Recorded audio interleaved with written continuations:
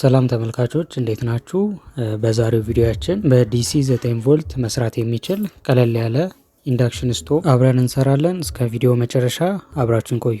እሺ እንደምታውቁት በባለፈው ቪዲዮ ኢንዳክሽን ሂተር ምን እንደሆነ አጠቃላይ የአሰራር ፕሪንሲፕሉን በደንብ አብራርቼላችኋለሁ። ስለዚህ እሱን ቱቶሪያል አይታችሁት ከነበረ በዛሬውን ቪዲዮ የማደርግላችሁን አጠር ያለ ገለጻ በደንብ እንደምትረዱት እርግጠኛ ነኝ እና ያላያችሁት ሰዎች ገብታችሁ ይዩት። ሊንኩን ዲስክሪፕሽን ላይ አስቀምጥላችኋለሁ። በዚህ ሰርኪዩት እንደምታዩት ሞስፌቶችን እና ሌሎች ኮምፖነንቶችን እንጠቀማለን። ስለዚህ የመጀመሪያው ለስዊቺንግ ፐርፐዝ እነዚህ የምታዩቸውን ሁለት ሞስፌቶች እንጠቀማለን። የእነዚህ ሁለት ሞስፌቶች ዋና ስራ ዲሲን ወደ ኤሲ ለመቀየር ነው። እንደሚታወቀው ኦልተርኔቲንግ ከረንት ወይንም ኤሲ የምንለው ደግሞ ተለዋዋጭ የሆነ የኃይል አይነት ነው። ስለሆነም ዲሲን ወደ ኤሲ ለመቀየር ስዊቺንግ ትራንዚስተሮችን ወይንም ሞስፌት እንጠቀማለን። ለዚህ ፐርፐዝ ደግሞ የተሻለ የሆነው የሞስፌት አይነት አይአርኤፍ ዜድ44 ነው። ስለዚህ ሁለት ዜድ44 ሞስፌቶችን እንጠቀማለን። ሌላው እነዚህ የምታያቸው ዳዮዶች ለፕሮቴክሽን ፐርፐዝ ነው የተጠቀምኳቸው። ይህ ማለት በስዊቺንግ መሃል የሚፈጠረው የቮልቴጅ ስፓይክ ሞስፌቶቹን እንዳያቃጥል ፕሮቴክት ለማድረግ ነው። ስለዚህ የትኛውም አይነት የፓወር ሰፕላይ ቦርዶች ላይ በቀላሉ የምናገኘውን የሬክቲፋየር ዳዮድ መጠቀም እንችላለን። ሌላው ቴንኬ ሬዚስተር በሁለቱም ሞስፌቶች ላይ እንጠቀማለን። የዚህም ዋነኛው ፐርፐዝ እንደሚታወቀው ሞስፌቶች የካፓሲታንስ ባህሪ ያላቸው፣ ይህ ማለት ቻርጅን ስቶር የማድረግ አቅም አላቸው። በስዊቺንግ መሃል ደግሞ ይህንን ቻርጅ በቶሎ ዲስቻርጅ የማያደርጉት ከሆነ ኤፊሽንት ያልሆነ ስዊቺንግ እንዲፈጠር ያደርጋል። ይህ ደግሞ ሞስፌቱ ከመጠን በላይ እንዲክልና በቶሎ ፌል እንዲያደርግ ምክንያት ይሆናል ማለት ነው። ስለዚህ ይህን 10 ኪሎ ኦhm ሬዚስተር ከሞስፌቱ ጌት በቀጥታ ወደ ሶርስ እናገናኛለን ማለት ነው። ስለዚህ ይህን የዲስቻርጂንግ ሜተድ በሁለቱም ሞስፌቶች ላይ በተመሳሳይ ማድረግ ይጠበቅብናል። ሌላው ሞስፌቶቹ የሚደርሳቸውን የፓወር መጠን ሊሚት ለማድረግ እነዚህን ሁለት ሬዚስተሮች እንጠቀማለን። እነዚህን ሁለት 330 ኦhm ሬዚስተሮች የሞስፌቱ ፓወር ኢንፑት በሆነው ተርሚናል ላይ እናገናኛለን። ሞስፌቶቹ በሬዚስተሮቹ በኩል በተመሳሳይ ሰዓት ስለሆነ ፓወር ማግኘት ያለባቸው ሁለቱንም ሬዚስተሮች በአንድ ላይ አያይዘን ከፖዚቲቭ ፓወር ሶርሱ ጋር እንዲገናኙ ማድረግ አለብን። ሌላኛው ለሃይ ፓወር ቻርጂንግ እና ዲስቻርጂንግ ፐርፐዝ ካፓሲተር እንጠቀማለን። በተጨማሪ ኤልሲ ሬዞናንስን የሚፈጥርልን ይህ ናን ፖላር የሆነ ካፓሲተር ነው። በዚህም ሰርኪዩት ላይ ታንክ ካፓሲተር በመባል ይታወቃል። ይህ ካፓሲተር እና ኮይሉ በሚኖራቸው ቻርጅን በፍጥነት የመቀበልና የመስጠት ሂደት ኤልሲ ሬዞናንስን ይፈጥራል። ኤልሲ ሬዞናንስ የምንለው ኤል ኢንዳክተሩን የሚወክል ሲሆን ሲ ደግሞ ካፓሲተሩን ለመወከል የምንጠቀመው ነው። ስለዚህ ሁለቱ ተቀናጅተው የሚፈጥሩት እንደ ስዊቺንግ ያለ ተለዋዋጭ ሂደት ኤልሲ ሬዞናንስ ይባላል። ስለዚህ ኮኔክሽናችንም የሚሆነው ከሞስፌቱ ያገኘነው ድሬን አውትፑት በቀጥታ ወደ ታንክ ካፓሲተሩ ይሄዳል። ስለዚህ እዚህ ጋር በተመሳሳይ የሁለቱም ሞስፌቶች አውትፑት ነው ወደ ታንክ ካፓሲተራችን የሚሄደው። ከካፓሲተሩ በመቀጠል ይህ አውትፑት ወደ ኮይሉ የመጀመሪያ ተርሚናል ላይ ይሄዳል። ቀጥሎም ያለው አውትፑት እንዲሁ ወደ ኮይሉ የመጀመሪያ ተርሚናል ላይ ይሄዳል። ቀጥሎ ከፖዚቲቭ ሰፕላያችን በኢንዳክተር በኩል አድርገን ዋናው ኮይላችን ፓወር እንዲደርሰው እናደርጋለን። ኢንዳክተር ስትመርጡ ቶሮይዳል የሚባለውን የኢንዳክተር አይነት ብትጠቀሙ ሞር አሪፍ ነው። በምስሉ ላይ የምታዩትን አይነት የኮር ቅርጹ ክብ የሆነ የኢንዳክተር አይነት ነው። ሌላው የሚይዘው የኮይል ጥቅል ከ24 እስከ 25 መሆኑን እርግጠኛው ነው። በመጨረሻም ከዚህም በፊት እንደተነጋገርነው የሞስፌቱ ሶርስ ተርሚናል የኔጌቲቭ ፓወር ኢንፑት በመሆኑ የሁለቱንም ሞስፌቶች ሶርስ ተርሚናል በአንድ ላይ በማገናኘት ሁለቱም ኔጌቲቭ ሰፕላይ እንዲያገኙ ማድረግ እንችላለን። እሺ ተመልካቾች ዛሬ የምንሰራው የኢንዳክሽን ስቶቭ ሙሉ የሰርኪዩት ኮኔክሽኑ ይህን ይመስላል። ስለዚህ አሁን የምናደርገው ይህን ሰርኪዩት በተግባር ሰርተን እንሞክረዋለን። እስከ መጨረሻው ተከታተሉ።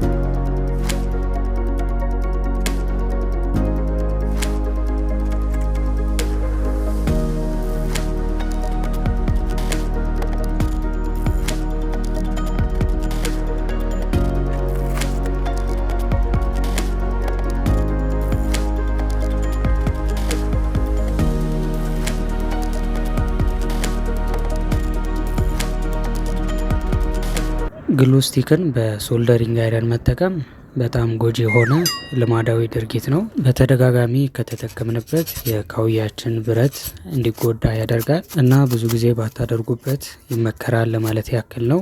ወደ ስራችን እንመለስ።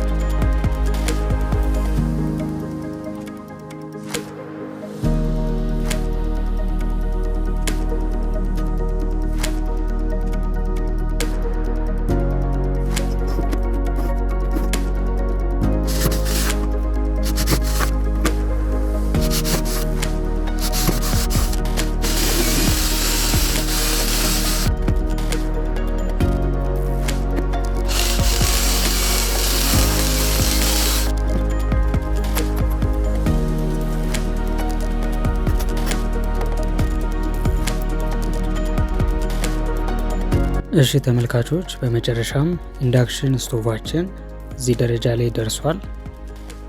አንድ የረሳነው ነገር ለፓወር ኢንዲኬተር ኤልኢዲ ያስፈልግ ነበር።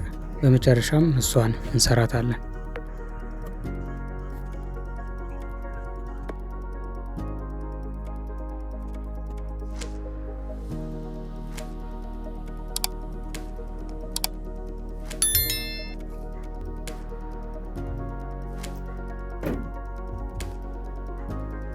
የኢንዳክሽን ስቶቭ ከመደበኛው ስቶቮች ለየት የሚያደርገው ብረት ነክ ማቴሪያል ወደ ኮይሉ እስካላስጠጋን ድረስ ምንም አይነት ሙቀት አናገኝም።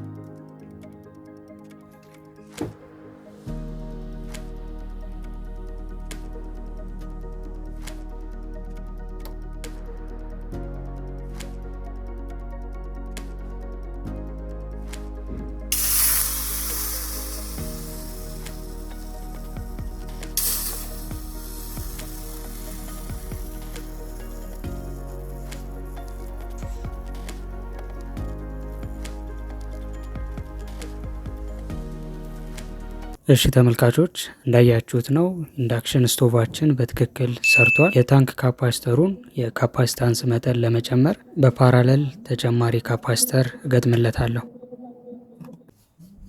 ቀጥሎ የኢንዳክሽን ስቶቫችንን ምክንያት በማድረግ ተደብቆ የነበረውንም ሞያችንን በዚሁ አጋጣሚ እናወጣለን። በዘነዘና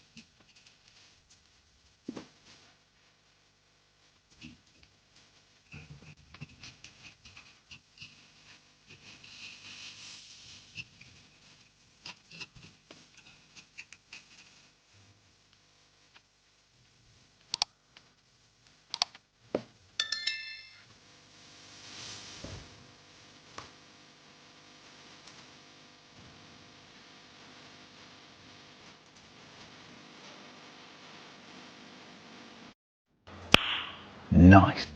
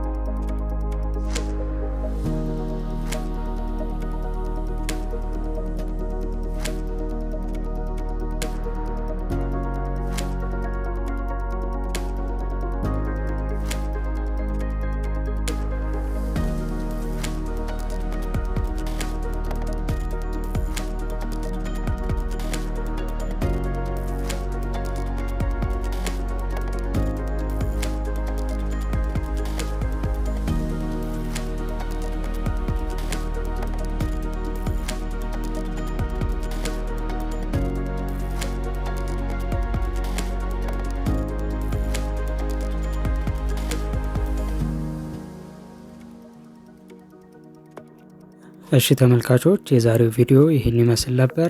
ከወደዳችሁት ላይክ እና ሼር ማድረጋችሁን አትርሱ። የዚህን አይነት ቪዲዮዎች እንዲደርሷችሁ ቻናላችንን ሰብስክራይብ በማድረግ መቀላቀል ትችላላችሁ። በቀጣይ በሌላ ቪዲዮ እስከምንገናኝ መልካም ጊዜ